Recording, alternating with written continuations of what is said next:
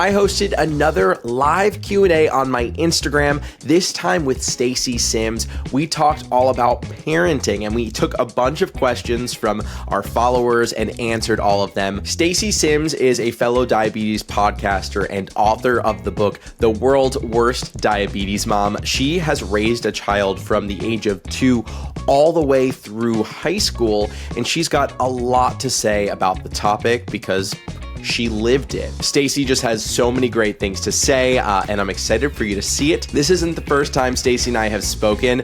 I was on her podcast talking all about my diagnosis journey and kind of like my relationship to diabetes technology, and she came on my podcast to talk all about parenting. You're a parent, you're gonna definitely want to watch the episode on my channel or listen to it on a podcast platform. It is just so fascinating. I learned a lot myself. And then if you want to learn more about me, go check out that episode on her channel.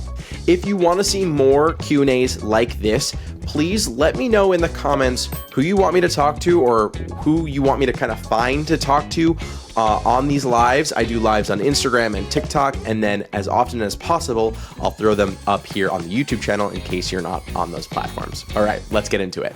Oh, hi, there you are. Hey. Welcome to the Instagram Live. Thank you. Can you hear me okay? I have not done this in so long. I'm so nervous. No, you're great. How do I sound to you? Oh, you sound fabulous. Here you go. Okay, fantastic. Yeah, so we're already at 28 people, which nice. Hey, great turnout already for 1 minute in. I like it. Awesome. We're gonna have a lot of fun. Yeah. So welcome everyone who's already here. This is Stacey Simms. We're gonna hear about her in just a moment. I was on her podcast. She was on my podcast, and yeah, we're gonna talk about kind of gear a lot of our conversation today with parenting, because Stacey has a lot of experience with that, raising a child with diabetes. So we're also taking all of your questions. This is a Q&A. We'll start with our own questions, then we'll get into yours.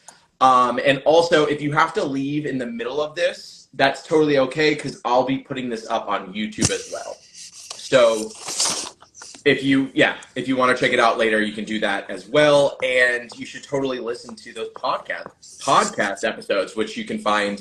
We're both on YouTube, but we're also both on all the podcast platforms. So let's get to it. Stacey, why don't you introduce yourself to everyone? Sure. And thank you again for having me. I'm so excited to be here with you. I love what you're doing. So my son was diagnosed right before he turned 2, and that was back in 2006. So he is now 18. He is a freshman in college. So we went through pretty much every stage. I do know some people with like almost newborns who have type 1, and that I can't even imagine, because at almost 2, they're almost people, right? But so other than that, we've kind of been through every stage. He's doing really well. He is a super independent kid. He always has been. My parenting philosophy was always about raising him to be independent and get out of my house. Not perfect, hardly. But I am the host of Diabetes Connections, a podcast I've done since 2015, which focuses on news and information. I don't live with diabetes, but my background is in broadcasting. I was a TV host, radio news host for many years, and I really was excited about doing a news-focused podcast. I'm the author of The World's Worst Diabetes Mom books, and I started Mom's Night Out, which is an event for moms of children with type 1. And that's in person in several cities, and we'll talk about that in a little bit. So that's me. Yeah, you know, it's really funny. I feel like you and I have similar backgrounds in the sense that we both went to school for journalism, right? And we both, like, I love reporting on diabetes technology. I see myself as a journalist. Like, I may have started as an influencer, but we're both very much journalists in this field reporting on the news that comes out. And we both kind of just came into it in different ways, you with your son and me just a couple of years ago being diagnosed. And you touched on something pretty interesting. You mentioned that you're not perfect and it's impossible to be perfect. Can you kind of touch on that? Because I know so many people that are probably watching and that follow me are like so just like up in their heads about being perfect, and that's impossible, right? You know, it's such a great topic because, and I can't speak as a person with diabetes, but let me kind of put myself in those shoes for just a minute. I cannot imagine how hard it is, because we are all thinking every single day, without diabetes, I wish I weighed a certain amount. I wish I looked a certain way. Ooh, I really should exercise more. You know, we have all these messages that are, many of which are very good, right? Like we want to be fit and we want to live a long time and we want to eat well. But it's impossible to be perfect with those things, or else we would all be running marathons at a size 2. But for some reason with diabetes, there seems to be more of a repeat message of you gotta get it perfect, or there's no sense doing it at all. And one thing that we parents kind of benefit from is if you try to give that message to a teenager, they will completely tune you out, right? There's no sense in trying to get your teen to be perfect, because they will go in the opposite direction. They will run far to no management at all. And I'm kind of explaining this a roundabout way, but what I mean is we learned early on that being realistic with diabetes actually led to better results. And so I think you may, listen, everybody does this differently, right? And I'm not a medical professional, but if you have like a 5.8 A1C, but diabetes is consuming your life and your mental load is off the charts, you know, you might want to talk to your endo about, show me the studies that show people living well without complications. And you may be shocked. One thing I like to tell everybody about that many people with diabetes don't know enough about, and you and I talked about this when we did the podcast, is there's 2 studies. I won't go into them, but you need to know. DCCT, Diabetes Control and Complications Trial, which showed that if you controlled diabetes even a little bit, it made a difference. They didn't believe that back in the day. Yes, I'm talking very quickly to get this out. And EDIC, EDIC, which is a follow-up on that, which showed that if you had even better control, complications went almost to 0. And that much better control was 7.5 in people who'd lived with diabetes for 30 years and were diagnosed before blood meters. So you're talking about their childhoods were probably in the double-digit A1Cs. So I say all of that not to give you permission to not pay attention to anything and stop monitoring and stop dosing, but just to say relaxing even a little bit can give you a lot more joy in your life for some people, right? And relaxing to a point where you're still, you know, the likelihood of complications is much less, maybe less diabetes control than many people are used to, but it can give them better quality of life. I mean, I know, one more quick thing. So my friend Camille, who goes by Nerdibetic, he has the best line on this. He says it's all about time and happiness. I love that. Isn't that the best? I wish also I coined love that. him Yeah, so much. His YouTube channel, for anyone who doesn't watch, it's Nerdibetic. Great information, also a tech focus, and definitely like an inspiration for my channel. I think he's amazing. I want to meet him like really badly. I want to go to Europe and do a collab. But you touched on some great points with those studies. I want to put those links to those studies in the description of this video, and I'm going to read them myself. But it is so easy, even myself, to get so up in your head about like, dang, I had a day that was 69% in range. Or even for me, honestly, like I'll have a day that's 70% in range, and I get a little down on that. But I'm also very much a perfectionist. I'm used to like 85%. Anyway, that's all to say that the minimum like is there's so much room that you have to not be perfect, and you're gonna be fine. And so don't get too up in your head. And if you have a bad day, you have a bad week, you're on vacation, that's okay, because it's all about an average. You can have bad days. You can be really high for a long period of time and then be like, you know what? I'm going to get my stuff together, and then, you know, I'll do better tomorrow, right? You can only do the best, you know, your best. Can I ask you a quick question? You know, you're a technology-focused person. I'm curious if you've ever have thought about the mental load of even wearing the technology that you do. That's an incredible question. Yes. So recently I put out a video on Instagram and TikTok not wearing an Apple Watch for a week, because I find that having my Apple Watch on my wrist and having my Dexcom numbers makes me overanalyze my diabetes. And it's not that I'm treating it myself too much, because I let my automated system do its thing and I address it when I need to with alarms. But just the fact that I like will just out of habit and see my number, and in that moment, it takes me out of that moment I'm in, and I'm instantly already thinking like, well, if I'm 95 now and I just had insulin and I'm about to go on, like, you know what I mean? But today, I had one of the most busy days. I had my roommate leaving, a new person coming in, running around the house, didn't even have my phone on me or an Apple Watch, and it was a I don't have diabetes day for the most part, which was wonderful. And also, Yeah.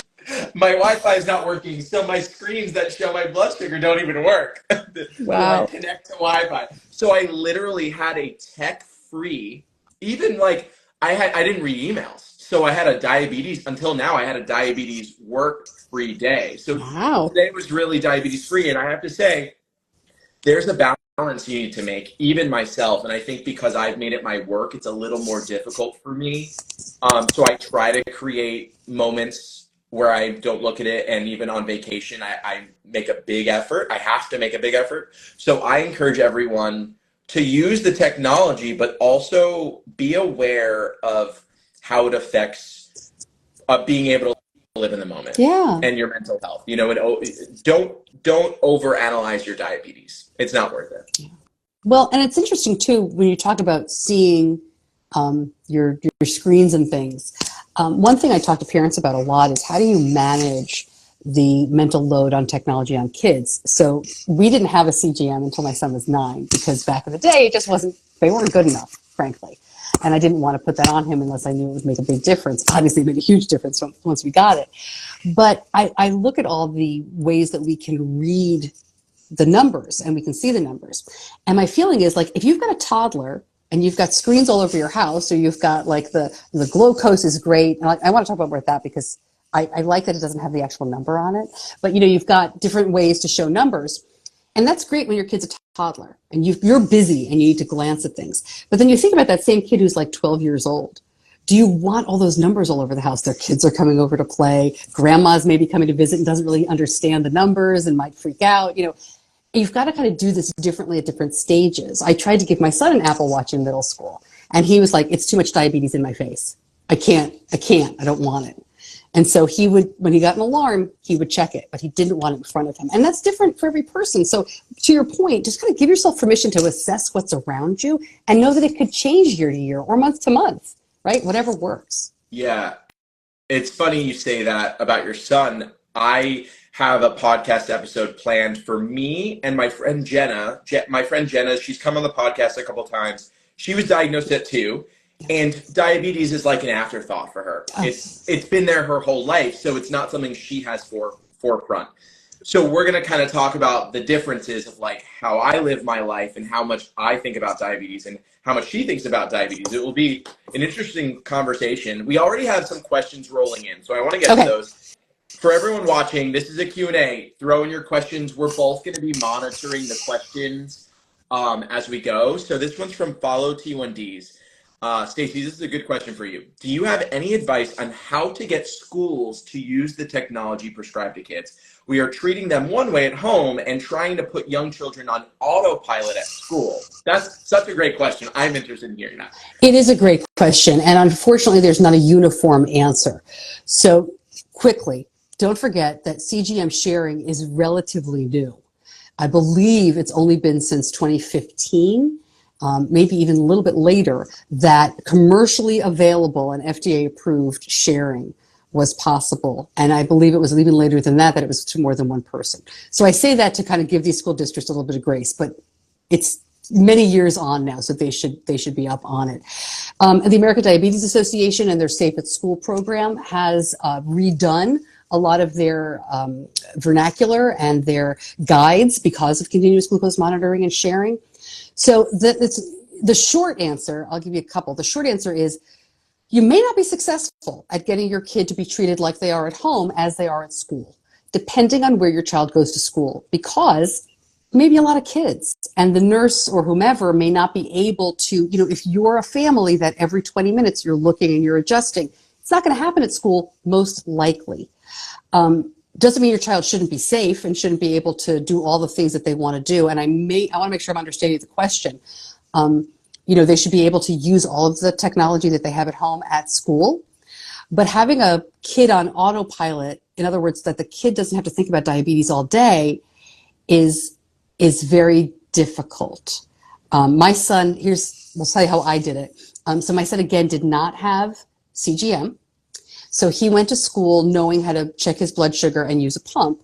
And our accommodations were that the teachers had to look. We didn't even have a full-time school nurse. I'm in North Carolina. It's a whole crazy situation. But so they would have to be with him. I saw this comment go by, and I was going to get to this. This is a very good point.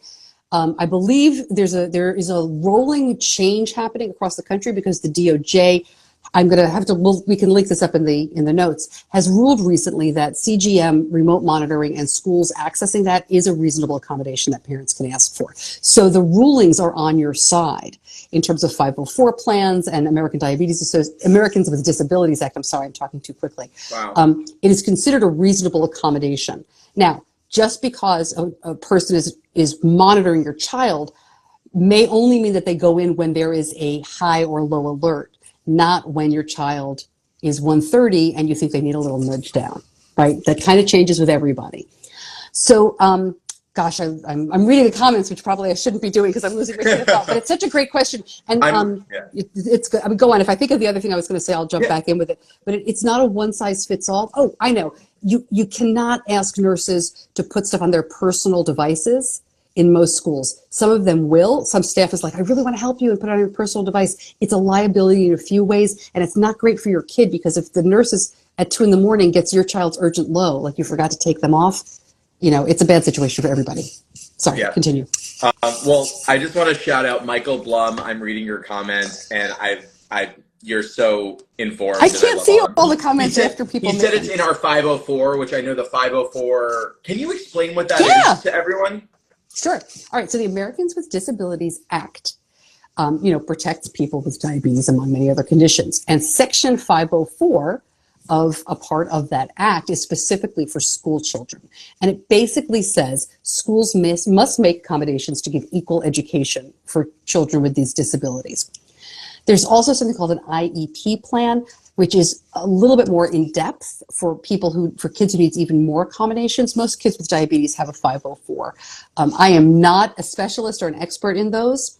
Again, we can send you to the Safe at School portion of the ADA, and they can really go into it. But that's why we say 504, 504. It's because it's Section 504 of the Americans with Disabilities Act that specifically covers kids in schools. So you have reasonable accommodations to make kids have equal access to education. I'll also see if I can dig up Article 504 and put that in the description. There's going to be a lot of resources for people, which will be great. I wanted to bring up something interesting that I learned about. I knew it existed, but I learned more about it yesterday. So I had a call with someone from T1 Pal. T1 Pal basically works to make Night Scout a thing for people. For those who don't know, Night Scout is basically a resource, a conduit, a medium for all of your diabetes technology to upload its data, so your insulin dosage and your CGM readings, to this website, and then it can kind of take that information and put it in other areas, whether it's devices like these behind me that show your blood sugar, whether it's different apps that people use to learn more about their blood sugar levels and monitor people. But specifically, one way people are using T1 Pal is parents and caretakers are remote controlling their children or patients' dosage from afar, meaning that these parents are monitoring their kids' blood sugar levels and insulin dosage while they're at school and dosing insulin for them. This is not an FDA-cleared process, but it is a process that a ton of parents are using and find extremely helpful. So it exists. For those who want to learn more about it, you can go to T1 Pal.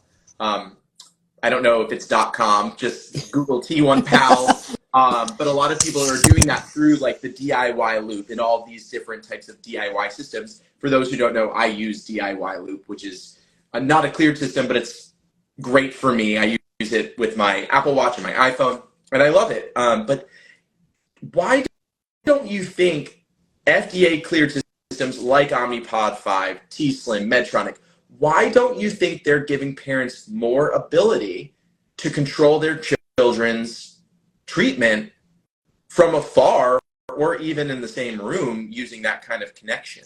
Well, you You can control it in the same room, Okay. right? With Omnipod, certainly. Okay. And you can use a T-Slim. They have an app that you can do bolus by phone. It doesn't have as many features as Omnipod 5, but if you have most people have the child's phone, because all these kids have phones now because they're diabetes. They get them when they're 3 years old, but you can use your child's phone to control it. The short answer is because of cybersecurity. I don't think that anytime in the near future the FDA will approve a device where you could be 4 miles away and dose insulin to someone because of the liability or the safety. And I've actually talked to Ben West from T1Pal for my podcast, and I've been following these guys. I mean, my podcast's been around for so long, and that we kind of saw the birth of the DIY. Well, they would argue with that. 2015 is hardly the birth; it's almost the end of the DIY movement. But these non-commercial systems are incredible for how they push the commercial systems forward. I'm a huge fan. We never use Night Scout, but I'm a huge fan of all those people, and I urge you to look, especially if you're finding that what you have isn't fulfilling your needs. But I don't know that anytime soon until cybersecurity, and I'm using that term very loosely because I'm not even sure what exactly I would be talking about, right? I don't know. But imagine the trouble if somebody is dosed incorrectly because they were far away and the Bluetooth didn't work, the school Wi-Fi didn't work, and a parent is at home dosing and it's not going through, or it's going through too much. So I think it's an incredible system. It works incredibly well from the people that I know who use it, so I don't want to scare anybody away from trying it. But I do think that that's why it would not be FDA approved. Yeah, that makes sense. Ben West is who I spoke to yesterday. Of course it is. Who else is it going to be? Yeah. I love Ben West. Brilliant person, and such a nice guy. Yeah, it was so great to finally meet him because I was diagnosed 2 years ago. I started kind of learning more about DIY about 5 months later, and I produced a video when I worked at CNET, a big tech reporting website, my dream job that turned out to not be my dream job.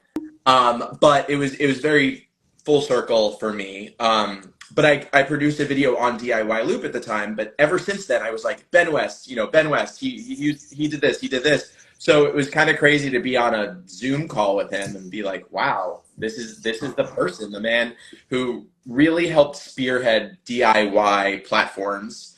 For those who want to learn a little more about DIY Loop, I have a video on my YouTube channel where you can learn more. And then there's loopdocs.org. If you want to read up on it, it's all at your own risk, not FDA cleared. But it's been working well for me. Stacey, did you ever consider DIY Loop as treatment? Oh, yeah. Well, it's funny. Not DIY. Don't forget, it's my son's decisions, right? So I will say, if you want to hear more of the history, and there's so many wonderful ways to read about it and see about it. My podcast, I try to put the hashtag "We Are Not Waiting," all one word, as a keyword that you can search. Going back to 2015, to see these folks kind of talk about how they did it. The one that we considered was before Dexcom Share was available. Night Scout was used to kind of, I wouldn't say hack, that's not the right word, but you could free the data. Let's call it that. You could free the data from a Dexcom. So before Share was commercially available, you could use that to kind of get in. I didn't do it. Because data for a while was not ours, right? Like we had to kind of fight to make this data ours. It belongs to us now. Right. Well, sure. But it wasn't just it belongs to us. It was like, okay, I can't use my phone because we're showing it over there. So it was like I would hold I could see my son's Dexcom numbers on a receiver. And they lived on the receiver. That was it. And then I could see it on his phone. Ooh, exciting. But my phone was stupid. Like I couldn't communicate. And the pumps were stupid and they couldn't communicate. So it was step by step by step. And we were a family that, I mean, he didn't have a CGM when he was diagnosed at 2. And I got a knock on wood or something, like far from perfect with diabetes. But I did not feel that I needed 24/7 access to his numbers. We didn't know what we didn't know. So when we got it, we were like, this is cool. This is fine. He was already in middle school. He was doing great. And then when I got Share, I was like, whoa, look at all this information I had no idea existed. And it was able to get better. But long story short, we never used Night Scout and we never used Loop because Benny likes his pump. He likes the T-Slim. He doesn't want to use an Omnipod. I'd pay him to try it, but It's not my body. So Yeah. he's got to do what he's got to do. I bet you one of these days he'll try it. I wish it was easy to be like, I'm gonna try this one, I'm gonna try this Yeah, right? one, and then figure out which one works best for Yeah. you. But the way they have it, it's like, you're gonna use our pump, okay, well you gotta use it for 4 years. I'm like, how is that even a thing? You know, like there should be a return program like after 2 weeks. And Well, maybe there is, maybe I don't know. There is at the beginning for Okay. most of the pumps, even the tubed pumps. And Omnipod, I believe, often has, they call it cut the cord. There's lots of different Okay. things. So you can, because every Omnipod is disposable, it's a little easier. Yeah. So you can kind of get in and out of that a little bit easier than some of the other pumps. But I don't know all the ins and outs of how specifically it works. But yeah, it'd be great if you could just walk into CVS and be like, I'm going to take a T-Slim and a Medtronic and an Omnipod, and I'd really try the iLet now, and then go home and try them all on and see what works. Yeah, well, something I am doing on my channel, which I'm excited about, is Gary Shiner sent me a ton of different infusion sets to put on me. So I'm going to be putting on like 15 different sets. Yeah, I can't wait to make the thumbnail for the video on YouTube, because it's just going to be like my stomach with all these different sets on it. But I'm going to basically rate them off of like ease of use and how they feel putting them on. That's great. And that's great. And people can see that there's differences, because I think a lot of people don't realize that with tubed pumps, you have choices. Yeah, I'm excited. And then Gary also came on the podcast to kind of go more in depth on it. So it's going to be like a week with both those videos. I want to remind everyone who's watching, please ask your questions now. We only have about 10, 15 minutes left. But I have a question for now. Stacey, what would you say to parents who their kid was just diagnosed this week? I would say, there's so many things, right? The first thing is, this sucks. I'm going to curse. I don't know if I can curse on Instagram, like, right? You can't pretend that it's going to be just fine, right? Diabetes is hard. Diabetes stinks. But you're going to be okay. And the dreams, the hopes, the love things that your kid does, like if they're sporty, they want to be an actress, they want to be an author, they want to, work in an office. Your kid can do whatever they wanted to do. Your kid can live a long and healthy life. Your kid will be very independent if you let them. And, just to reassure them that everything's going to be okay. However, be careful where you get your information. Just like everything else these days, we started off this conversation by saying, you live with type 1 and you're a journalism background, technology. I'm a mom of a kid with type 1 without a medical degree. You want to make sure people are disclosing who they are, why they're giving you information. Gigantic Facebook groups with tens of thousands of people giving random advice to people they don't know. Just be careful where you're getting your information. There's a lot of misunderstanding and misconceptions about diabetes. And it can really set you back if you get lousy information. So I would be careful about that. But, it really is, it's such a tough disease, because with type 1, you've got to think about it all the time. But I promise you, newly diagnosed person or parent of a newly diagnosed child, you won't believe me, but eventually you will have a day where you won't think about diabetes at all. It might take you 4 years, it might take you 14 years, but you will go to bed and go, oh my God, I didn't think about it once, or I forgot to look at follow. And your immediate reaction is like, oh, I'm a bad parent. But the real reaction should be, you're doing great, and so is your kid. Yeah, I mean, that's the goal, and that's what we hope with technology. We hope that it brings us there. And I think from what I've heard, even what you said on my podcast, we're closest to that than we ever have been. People used to be told, you were saying, like, people were like told, no, you can't do that. But now you can do that, which is fantastic. On what you were saying too, I remember the month I was diagnosed, getting insulin for the first time. And when I picked it up, they were like, this needs to stay cold. And that really was like a dagger through my heart, because I didn't realize, okay, I'm going to need a medication for the rest of my life that needs to stay cold. And the way I took that was, because, it's happening all in real time. I get in the car, I'm driving home, and I start thinking about the road trip I was just on with my friend, a full week road trip. And I was like, I'm never going to be able to do that again. And I cried. I cried the whole drive home Yeah. because I just was like, I'm not gonna be Right. okay. And I should have thought, I actually have a few friends with type 1, like they're fine, but it's all just happening to you, it's okay that it feels that way. Allow that, but it's going to get better. Look at me, look at your son. And I love that I'm able to show people really how much of a normal life I live. And then when I have like a moment that's scary, I document and make a video. Yeah. We have some Awesome. questions. This one, okay, so this is from Japan Stuff. Hi, I know you. So her question is, how do you get through the night without a sugar low? We struggle every night with this. I'll start real quick and then we'll go to you. I mean, I think I rarely have lows at night, once in a blue moon, including last night, which is so random. But I probably have a low at night once every few months. And the reason for that is a few things. One is I don't really drink alcohol much lately. And when I drank alcohol, I would have lows at night after drinking, like all the time. And that was like a normal thing I expected. But when I don't drink alcohol, what do I do? I mean, I'm on an insulin system. On an automated insulin system. And if I'm going low, it catches me. I mean, that's the best thing about wearing a pump is that that's closed loop, is it will most likely prevent you from having a low. So I don't really have issues with that. Do you know what, issues they may be having or how? I Yeah. I would suggest, I mean, it's an interesting question, and it really goes to the point that we made at the beginning, which is how much of an individual thing this could be. Because is this a kid? Is this a teenager? Is this an adult? Is this a very active person like an athlete? Is this someone who enjoys eating high carb food at night? There's a lot of questions. So I would say, completely not knowing you, right? We don't know anything about you. The first thing you look at is your basal rate. And if you're injecting, right, you look at your long acting dosage. You ask your endocrinologist, hey, I'm going low every night.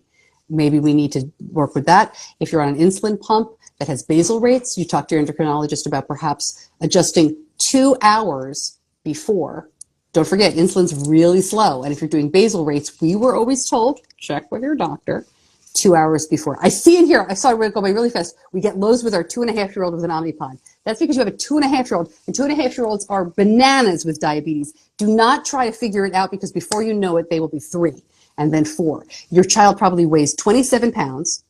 Your child is probably taking little wisps of insulin. It is so hard, so hard. And I know a lot of people are trying to keep their toddlers on very tight ranges. Talk to your endocrinologist about this. You will all plots when you hear this. But when my son was diagnosed at age 2, they were like, don't correct him if he's under 250. Don't correct him.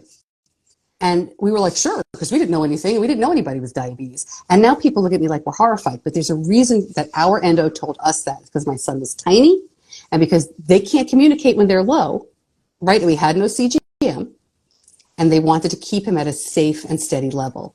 So the answer is, we don't know why your person is going low. But those are a few things that you might want to investigate. Yeah. I have to say, I love seeing in the comments, like, people answering other people. Oh, yay! And each other. Like, this is what's so special about the community. That's why I also love just putting video content out, just so people can have conversations on there.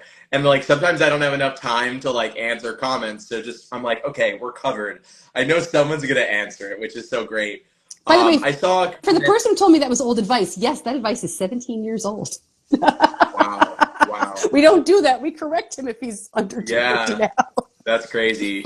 So I saw someone's comment asking about a pump that can deliver both insulin and glucagon. Glucagon helps raise your levels.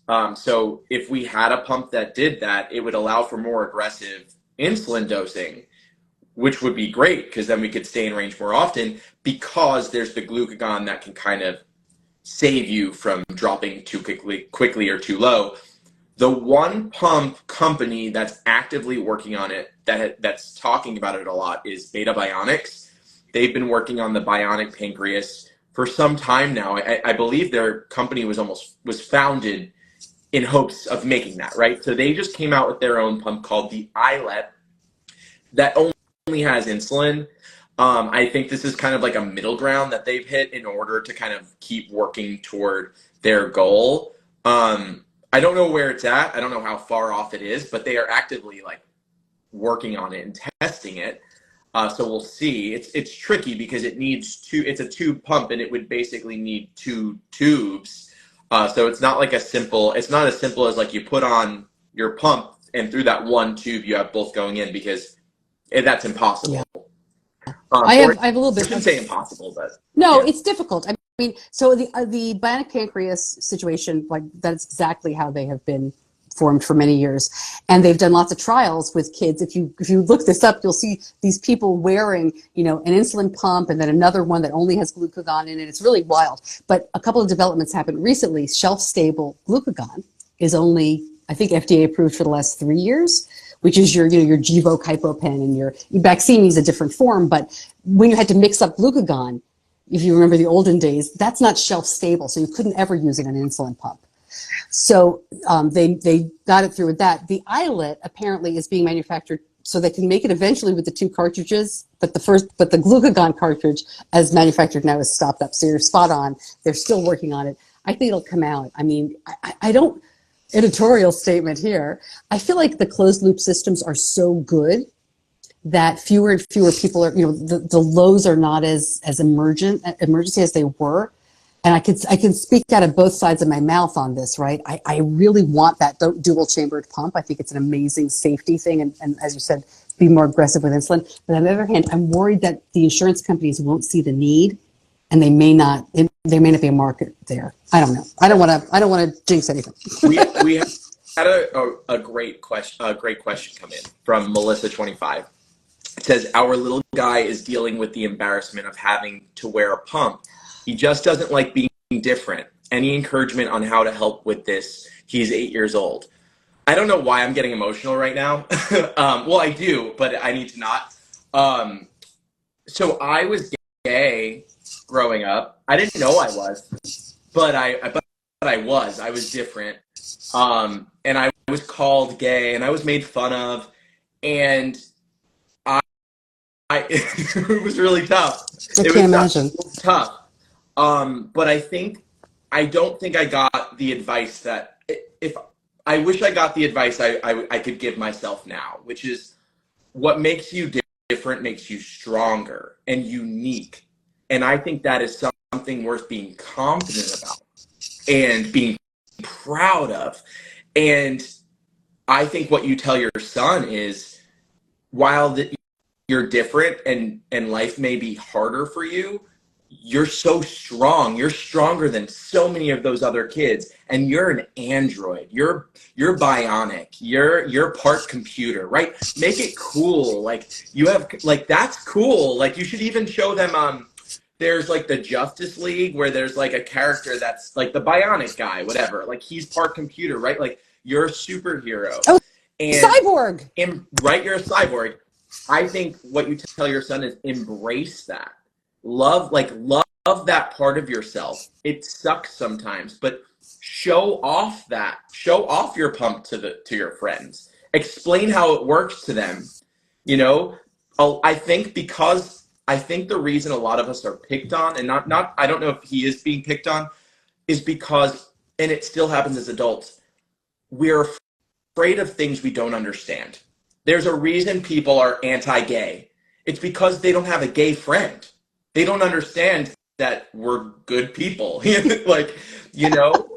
So I think the best thing he can do is explain to his friends what this is, and then they won't not understand anymore. Yeah. You know, and they'll be allies. That is amazing advice, and I'm so glad you shared all of that.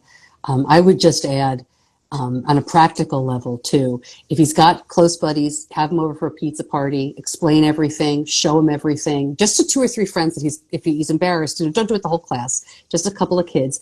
If you have spare anything, you know, see if you can get your educator to give you some stuff, see if get the permission from the parents, see if the other 8-year-olds might wear it. You know, an infusion set. But the other thing is that we're here on Instagram, there are so many cool people. I mean, just is very cool. But if your 8-year-old is into sports, art, wants to be a pilot, anything, any career you can think of, there's somebody with type 1 diabetes, even military people, FBI. There's some really cool people, and they are amazingly open. I mean, this community is like no other, and they will talk to your son. My son is really into bodybuilding, and he found powerlifting. I always say it wrong. And he found people that were experts in their field who were like, yeah, dude, I'll talk to you. I mean, it's amazing. So if you have any trouble, if you have an idea and you can't find somebody, reach out to us and we will find the people for you. Because I hooked up a teenager who wants to fly, right, with a pilot. There's a woman at NASA with type 1. And adults, it's inspiring for adults too. It's good stuff. Yeah. On what you said about like finding people online, like I love the messages I get from parents that are like, I show my videos to my kids. I show your videos to my kids because it shows them they're going to live like a fulfilling life. They can have fun. They can also learn, how you manage it and have a role model. Because I think that that's also another thing is not growing up with others who are the same. Like that was for me too. Like I was so alone with the whole gay thing because I didn't have anyone gay in my life. I like Will and Grace on TVs. What was like, oh, I'm not alone. I'm not different, right? Like, yeah, no. And I think that's what's so great about television and movies is because they make us feel heard and understood. So even watching movies with people who have diabetes, I don't know if you want to show your kid Panic Room. I want to watch that again, but Kristen Stewart's in it and she has diabetes. I haven't watched it in a long time. They don't do the best job, but yeah, it's good. Yeah. I mean, there's a little, you can be nitpicky. You watch it. I won't say anything. You watch it and give a review. I always wanted to do a diabetes movie review show. Wait, I love that idea. I want to do like some videos where I watch a movie and then give it a review. Yeah, you can have that. For the diabetes. I don't have time for that. That'll be great. We're coming to the end. We have a couple more minutes. If you want to send some a couple more questions in, I do have to say I'm loving like all of these comments y'all are putting down and all the support I'm seeing. You're all amazing. Oh yeah, Babysitters Club just went by. That's a great one. What is that? Babysitters Club. So the Babysitters Club is a series of books that is probably from the late 80s, if not earlier than that. And I've talked to several people who diagnosed themselves because there is a character in that series, Stacey, who has type 1. And they were like, I have these same symptoms. I must have type 1 like Stacey. Then Netflix picked it up and has done a 2-season series. I watched it with my then like 19-year-old daughter. And she doesn't have diabetes, and we loved it. And they canceled it because Netflix is stupid that way. But it's a great, great series. It's really, really fun. It's there's only one character with type 1, but they did their research and they do a really good job. Yeah. Well, I think we're going to end it there. Thank you everyone for joining in. Make sure you check out the podcast episodes that Stacey was on mine. I was on hers. Stacey, why don't you tell us where everyone can find you, the names of everything. Okay. I know you have events coming up. I want you to let everyone know. Oh, thank you. Yeah, so I just want to really talk about it. If you go to diabetes-connections.com, that's the main website for everything. And the Mom's Night Out, I wanted to mention because we are next in Dallas, Texas. We're in Providence, Rhode Island, and those two events are in October, 2 separate weekends. It's like a mini conference for moms. And they'll be in Charlotte, North Carolina in February. And I have a promo code for you all tonight. It's diabetic, just like he spells it. And it's going to be a free ticket. It's a free ticket. It's just the registration cost is like $13. But it's diabetic. Sorry, I can't speak all of a sudden. Talked myself out. If you go to the website and you cannot figure out or the promo code doesn't work, just ping me. And we only have a limited number of the free tickets. If you get there and it's out, DM me and I'll see what I can do. We got something for everybody. Amazing. And your podcast is called Diabetes Connections. Yep, it's all the same place, diabetes-connections.com, every platform. I mean, I'm the lady, the cartoon lady. That's my little logo. It's like, so you'll see me. Yes. And then we'll have links to everything if you're watching it on YouTube. If you want to rewatch this, this will be up on YouTube in the next couple weeks. I'll post about it on Instagram and let everyone know. Stacey, thank you so much. This was amazing. We'll have to do something again I would together love to. I think your enthusiasm and your expertise of living day to day and your honesty is just wonderful. So thanks for bringing me in. I appreciate it very much. Thank you. Of course. Have a good night, everyone. Thanks for watching today's episode, and thank you, Stacey, for coming back on the show or going live with me and allowing me to put this up on YouTube. I'm glad that we could do this for everyone. If you want to see more Q&As, let me know in the comments kind of who you want me to talk to or who you want me to find to talk to about certain topics. I've got videos coming on this channel every Friday, and the podcast goes out on podcast platforms as well as on YouTube every Monday. And be sure to give this video a like if you enjoyed it and subscribe for more videos like this. And you can click that bell for alerts. That way you know when the videos drop. I'm Justin, and I'll talk to you later.